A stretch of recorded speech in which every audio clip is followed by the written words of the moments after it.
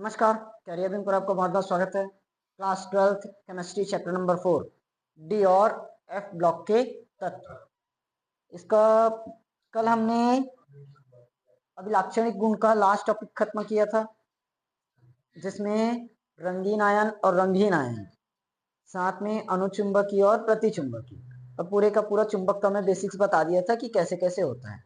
उसमें से मेन हमें सिलेबस में पढ़ना था अनुचुंबकीय और प्रतिचुंबकीय, बाकी मैं समझा दिया हूँ है करके। ठीक, दोनों चीज बस याद रखना।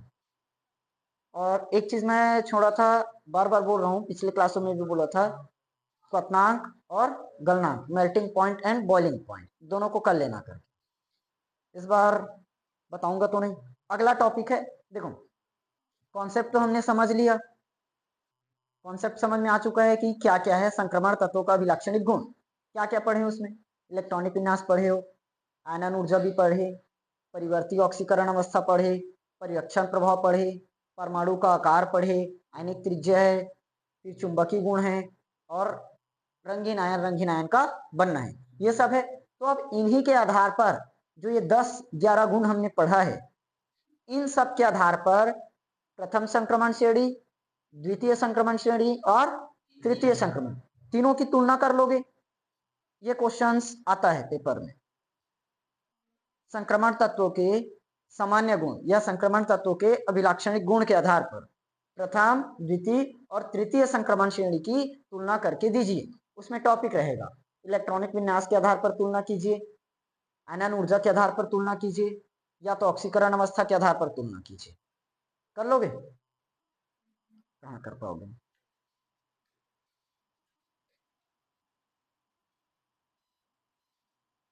ये क्वेश्चन है, सीधा टॉपिक नहीं है।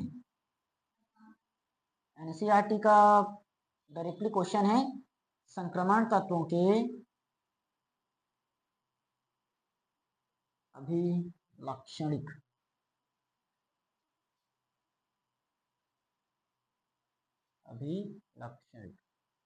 गुण के आधार पर प्रथम, द्वितीय और तृतीय संक्रमण श्रेणी की तुलना करना, ये करना है। चलो, पहला चीज अपन किसके आधार पर करें? धात्विक गुण के आधार पर कर लेते हैं, या तो इलेक्ट्रॉनिक विन्यास पर करोगे। पहले इलेक्ट्रॉनिक विन्यास कर लेते हैं, हर बार इलेक्ट्रॉनिक विन्यास पढ़े हैं तो इलेक्ट्रॉनिक विन्यास लिख रहा है, इलेक्ट्रॉनिक विन्यास। देखो इलेक्ट्रॉनिक विन्यास क्या है। इलेक्ट्रॉनिक विन्यास में कुछ भी इधर उधर का तो लिखना नहीं है, सीधा है। प्रथम संक्रमण श्रेणी किसको कहेंगे? जिनका अंतिम इलेक्ट्रॉन 3D कक्षक में प्रवेश करे वो प्रथम संक्रमण श्रेणी होता है। जिनका अंतिम इलेक्ट्रॉन 4D में प्रवेश करे 4D होगा, 5D में करे 5D होगा। हो गया संक्रमण श्रेणी के आधार पर तुलना, मतलब इलेक्ट्रॉनिक विन्यास के आधार पर तुलना कर ली ना। अगर पहला संक्रमण श्रेणी होगा मतलब 3D में प्रवेश कर रहा है, दूसरा होगा मतलब 2D में प्रवेश कर रहा है, तीसरा होगा मतलब 3D में प्रवेश करेगा। प्रथम संक्रमण श्रेणी 3D, उसके बाद दूसरा 4D और तीसरा 5D। समझ में आया? लिख लोगे सेम। प्रथम संक्रमण श्रेणी के तत्व 3D, प्रथम संक्रमण श्रेणी के तत्व के इलेक्ट्रॉन 3D कक्षक में प्रवेश करते हैं, तथा द्वितीय के इलेक्ट्रॉन 4D में और तृतीय के इलेक्ट्रॉन 5D। अपने हिसाब से जैसे अरेंज करना है लिख लो, थ्योरी एकदम सेम टू सेम लिखना जरूरी नहीं है। सिर्फ इतना याद रखना, जिनका अंतिम इलेक्ट्रॉन 3D कक्षक में प्रवेश करे वो प्रथम संक्रमण श्रेणी होगा। अब इसको घुमा फिरा कर मैं कई बार बोल देता हूं, हर बार सेम सेम थ्योरी थोड़ी ना बोल सकता हूं। समझ में आया? दूसरा, धात्विक गुण।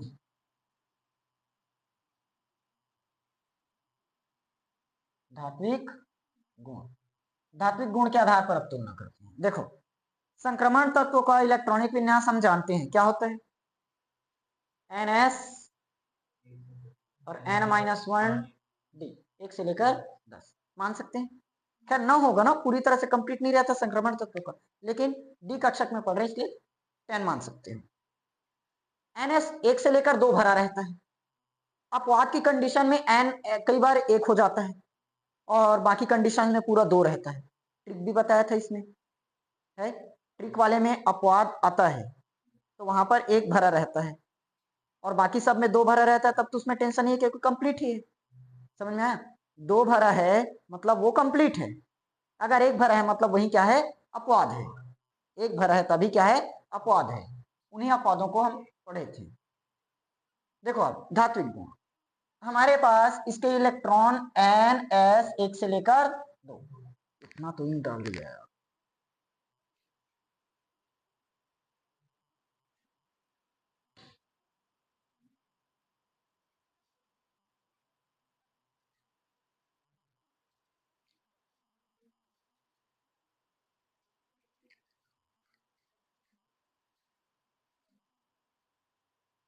NS 1 से 2, देखो ध्यान से, धातु के बारे में जानते क्या हैं? धातु इलेक्ट्रॉन त्याग करता है। इलेक्ट्रॉन त्याग करने वाले को ही क्या कहते हैं? धातु कहते हैं। या तो इलेक्ट्रॉन डोनेट करे, त्याग करे, वही है ना। तो ये NS है, पहले इलेक्ट्रॉन कहां से निकलता है बताया था? S से, उसके बाद D से, ये पढ़ चुके हैं। ऑक्सीकरण में पूरा चीज पढ़ाया था एक एक निकाल कर। NS सबसे पहले एक निकालता है, या तो 2 निकाल देगा, 2 भरा है तो 2 निकाल देगा, 1 भरा है तो 1 भी निकाल सकता है, पढ़ रखे थे। तो इसके पास कितना है? मिल गया टाइम आने का, 1 या 2। एक इलेक्ट्रॉन निकाल सकता है या तो 2 इलेक्ट्रॉन भी निकाल सकता है, निकालेगा।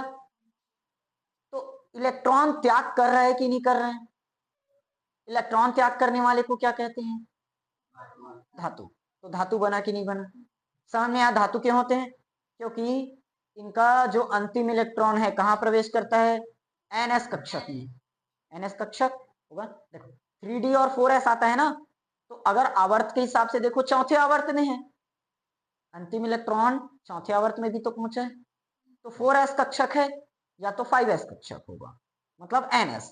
1 या 2 इलेक्ट्रॉन भरा रहता है, तो उस इलेक्ट्रॉन को त्याग करके आसानी से क्या बन जाते हैं? धातु बन जाते हैं। समझ में आया? धातु का गुण होता ही यही है कि वो इलेक्ट्रॉन का क्या करता है? त्याग करते हैं। S ब्लॉक पूरा धातु है ना, क्योंकि इलेक्ट्रॉन को त्याग करता है। P ब्लॉक पूरा ग्रहण करता है, ऑक्सीजन का सिर्फ 2 वैलेंसी है।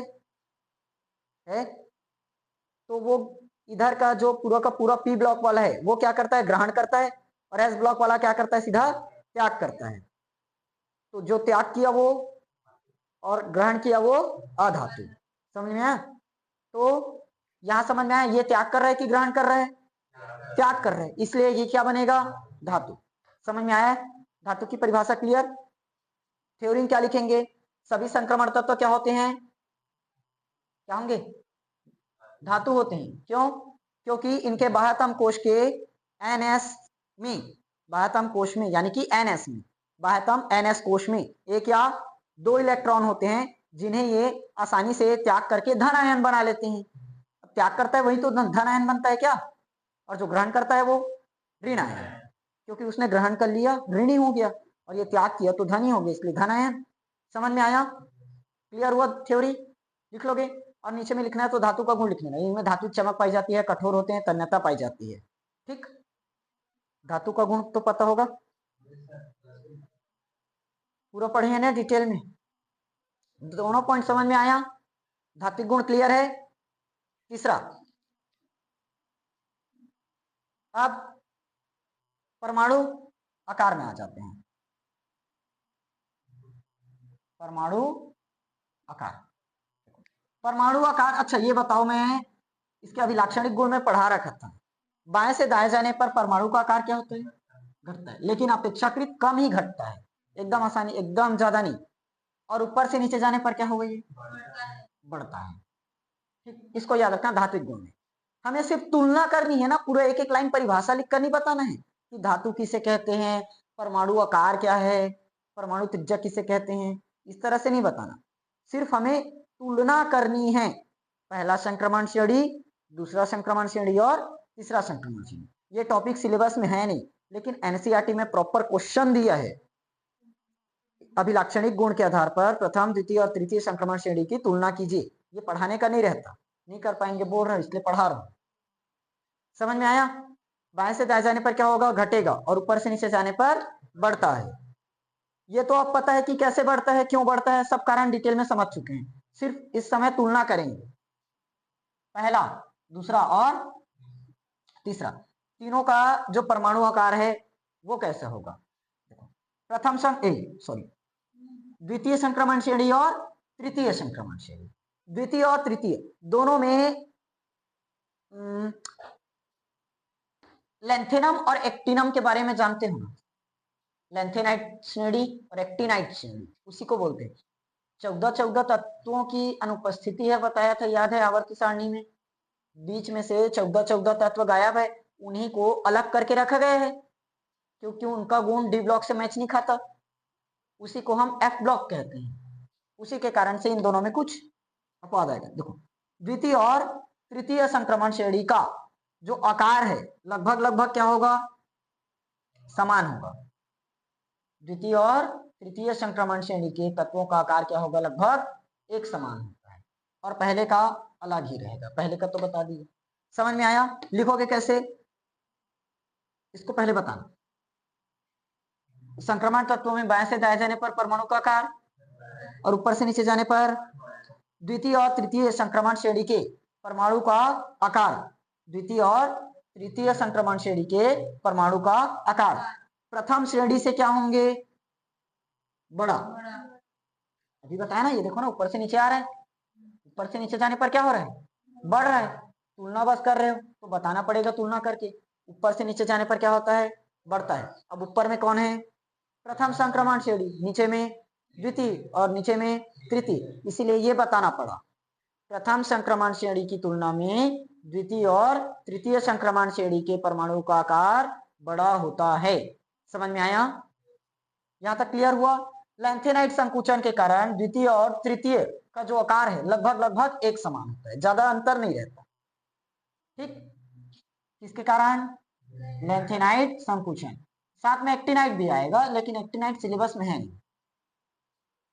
क्लियर हुआ, समझ में आया। इसकी तुलना कैसे की है, सिर्फ ऊपर वाले का आकार नीचे वाले से तुलना कर दिए, और साथ में ये बताया द्वितीय और तृतीय का जो आकार है लगभग लगभग एक समान है, क्योंकि वहां पर नया चीज मिल जाता है, लेंथेनाइट संकुचन, जिसको अभी कुछ ही टाइम बाद पढ़ेंगे। आया, तीनों पॉइंट क्लियर। चौथा, और क्या पढ़े हो, आयनन एंथैल्पी, आयनन ऊर्जा, आयनन ऊर्जा। आयनन ऊर्जा बताओ, ये बताओ पहले, आयनन ऊर्जा कहते किसे हैं, बाएं से दाएं जाने पर आयनन। हाँ, अरे बालकों, अंतिम कोश में एक इलेक्ट्रॉन को निकालने के लिए जितनी ऊर्जा चाहिए वही आयनन ऊर्जा है। क्या क्या बता रहे हो, समझ में नहीं आ रहा है। सुनो, आयनन ऊर्जा तुलना बस करनी है सभी में। तो द्वितीय और तृतीय संक्रमण श्रेणी के तत्वों की जो आयनन ऊर्जा है प्रथम संक्रमण श्रेणी के आयनन ऊर्जा से क्या होगा, अधिक होगा। ऊपर से नीचे जाने पर आयनन ऊर्जा बढ़ती है, बताया था ना। आयनन ऊर्जा क्या होती है, बढ़ती है। इसीलिए प्रथम की तुलना में द्वितीय और तृतीय की आयनन ऊर्जा ज्यादा, ये पता चल गया। ये प्रथम, नीचे द्वितीय और तृतीय, तो प्रथम कम है और नीचे वाला ज्यादा। सेम वैसे आयनन ऊर्जा में प्रथम की आयनन ऊर्जा कम और नीचे का ज्यादा। इसको थ्योरी फॉर्म में बस लिखना है। प्रथम संक्रमण श्रेणी की तुलना में द्वितीय और तृतीय संक्रमण श्रेणी की जो आयनन ऊर्जा है वो उच्च होती है। समझ में आया, क्लियर हुआ इतना पॉइंट। पांचवा, हर बार जैसे काम, एक चीज हम छोड़ेंगे, ऑक्सीडेशन स्टेट। इसको खुद से अब पढ़ोगे, 4 टॉपिक तो मैं समझा दिया, एक टॉपिक खुद से पढ़ोगे, नहीं पढ़ो।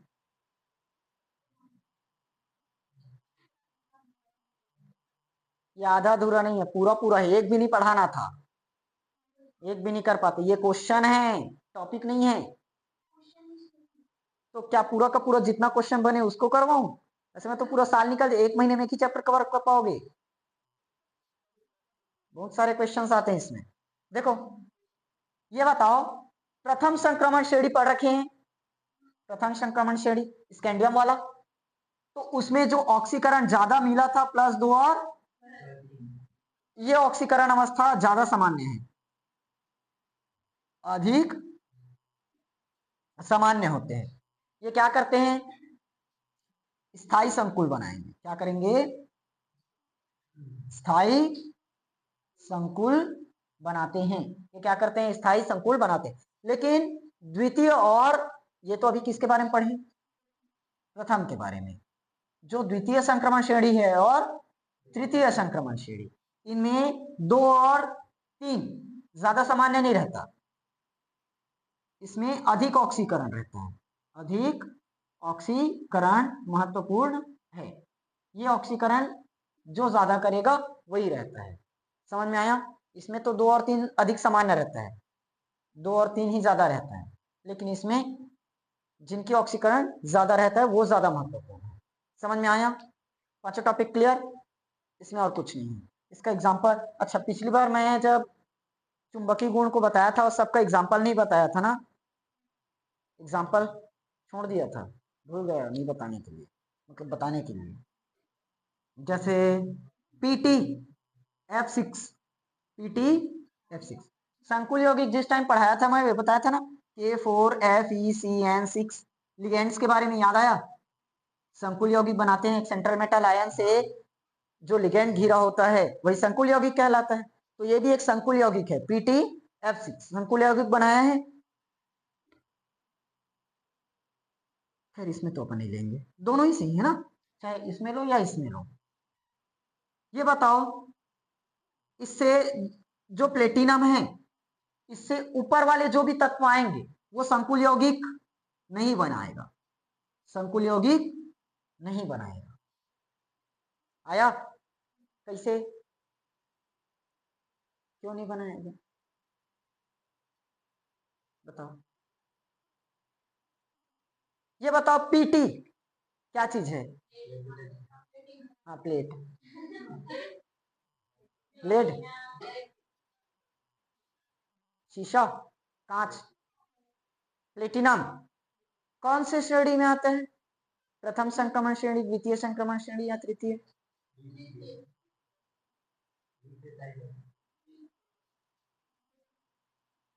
बताओ जल्दी, तृतीय। तुम लोग को अभी भी आवर्षण याद नहीं हुआ है, तीन संक्रमण श्रेणी, और चलिए पूरा डी ब्लॉक खत्म करने, अंतिम अंतिम टॉपिक चल रहा है।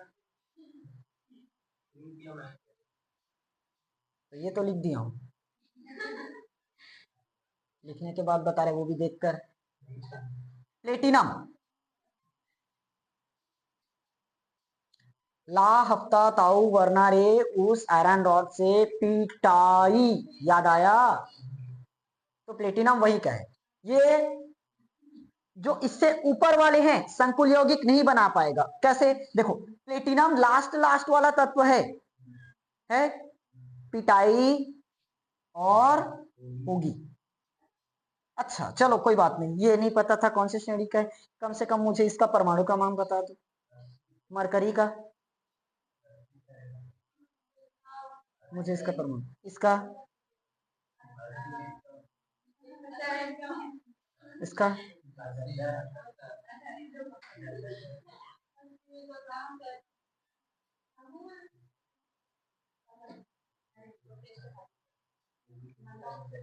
सुनो ध्यान से, देखो इसके पहले ये टोटल 3 तत्व है, इसके पहले और कितना तत्व रहा होगा, 7, 1 2 3 4 5 6 7, 7 तत्व है, हो गया ना टोटल 10 तत्व।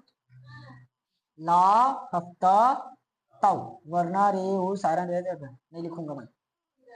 देखो पहले ये 7 तत्व है, तो 7 तक इलेक्ट्रॉन भरेगा।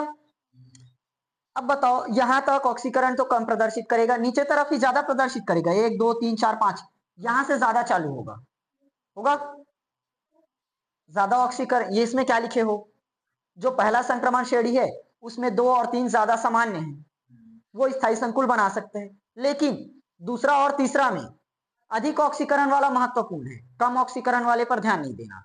तो जो 7 के पहले आ रहे हैं वो ऑक्सीकरण कम प्रदर्शित कर रहे हैं, इसलिए वो स्थायी संकुल नहीं बना पाएंगे। जितना भी स्थायी संकुल बनाएगा वो पीटी यानी कि प्लेटिनम के बाद वाला ही बनाएगा। अब समझ में आया। हाँ हाँ, तो मत समझ, छोड़ दे। तो अभी आई तो क्या समझ में आएगा, समझ में नहीं आया। ये लोग भी बोलते होंगे नहीं तो ये तो सर कैसे हैं दादा, छोड़ दे बोलते हैं सीधा, कैसे पढ़ते होंगे। और ये नहीं देखेंगे कि लेट से आ रहे हैं 6 बजे की क्लास में, 6:35 में। समझ में आया कि नहीं आया? अरे बोलो ना, बाकी जो शुरुआत से समझ रहे हो। देखो, पहला जो संक्रमण श्रेणी है, +2 और +3 ऑक्सीकरण महत्वपूर्ण है, ज्यादा सामान्य है, वो स्थायी संकुल बना सकता है। लेकिन दूसरे और तीसरे वाले में जिनके ऑक्सीकरण +2 +3 है वो नहीं बना सकता, उसके लिए ज्यादा ऑक्सीकरण वाला चाहिए। तो ज्यादा ऑक्सीकरण यहाँ से माने क्या है, प्लेट। अब एकदम ऐसे थोड़ी ना बोलेंगे कि 5 आ गया तो हो ही गया ज्यादा। 7 के ऊपर वाला यानी कि प्लेटिनम। प्लेटिनम के पहले जितना भी तत्व आएगा वो स्थायी संकुल नहीं बना सकता, उसके बाद वाला ही चाहिए। समझ में आया? क्लियर हुआ? पांचों टॉपिक खत्म। तुलना देखो, शुरुआत।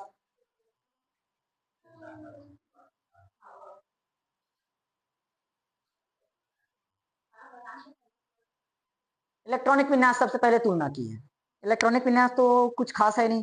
3D में प्रवेश किया 3D कहलाया, 4D में प्रवेश किया 4D हुआ, 5D में प्रवेश किया 5D हुआ। 3D 4D 5D ये बताया था। अब जैसे लिखना वैसे लिख लो अपने हिसाब से। इनका अंतिम इलेक्ट्रॉन यहाँ प्रवेश करता है, या वे कक्षा जिनका 3D कक्षक में प्रवेश करे अंतिम इलेक्ट्रॉन करके छापो। आया? छाप लोगे ना? हाँ तो छाप लेंगे, वेरी गुड, कब से समझदार हो गए। दूसरा, धात्विक गुण। धातु कैसे कहते हैं? जो इलेक्ट्रॉन क्या कर सके, त्याग कर सके। और हम जानते हैं संक्रमण तत्व में जो NS कोश है, एक या दो इलेक्ट्रॉन भरे होते हैं, इसीलिए वो आसानी से त्याग कर सकते हैं। और त्याग कर दिए इलेक्ट्रॉन मतलब बन गया धातु। धातु को गुण छाप लो एक दो ठो। धातु, हाँ, इसमें ठोस होती है, विद्युत का सुचालक होता है। जैसे, हाँ, प्लास्टिक में करंट लग जाता है, कागज को पकड़ने पर जल जाएंगे, 440 वोल्ट लगेगा नहीं तो। समझ में आया? परमाणु का आकार भी समझ गए। बाएं से दाएं जाने पर तो घटेगा, लेकिन ऊपर से नीचे जाने पर बढ़ेगा। तो तुलना करके कैसे बताएंगे? प्रथम संक्रमण श्रेणी के जो परमाणु का आकार है द्वितीय और तृतीय की तुलना में कम होता है। ठीक, प्रथम का जो आकार है द्वितीय और तृतीय की तुलना में कम, या ऐसे बोल सकते हो द्वितीय और तृतीय का आकार प्रथम की तुलना में बड़ा, ज्यादा। समझ में आया? और द्वितीय और तृतीय के आकार में ज्यादा अंतर नहीं पाया जाता, क्योंकि उसमें एक चीज नया आ जाता है, लेंथेनाइट संकुचन। तो ये दोनों का आकार लगभग लगभग एक बराबर। अब एक बराबर है मतलब एकदम भी बराबर नहीं, ठीक, अंतर रहेगा ही। समझ में आया? आयनन ऊर्जा बारे में समझ गए, सेम है। प्रथम की तुलना में द्वितीय और तृतीय की आयनन ऊर्जा क्या होती है? उच्च होती है। पांचवा टॉपिक अब भी जस्ट समझा कर हुआ। +2 और +3 ज्यादा महत्वपूर्ण है, क्योंकि ये संकुल बना सकते हैं। किसमें? प्रथम संक्रमण श्रेणी में। द्वितीय संक्रमण श्रेणी में अधिक ऑक्सीकरण ज्यादा महत्वपूर्ण होगा। प्लेटिनम के नीचे वाला जो तत्व, मतलब प्लेटिनम के इधर वाला जो तत्व है वो नहीं बना सकते। ठीक, समझ में आया? मजा आया, मजा आया। मुझे मजा नहीं आया।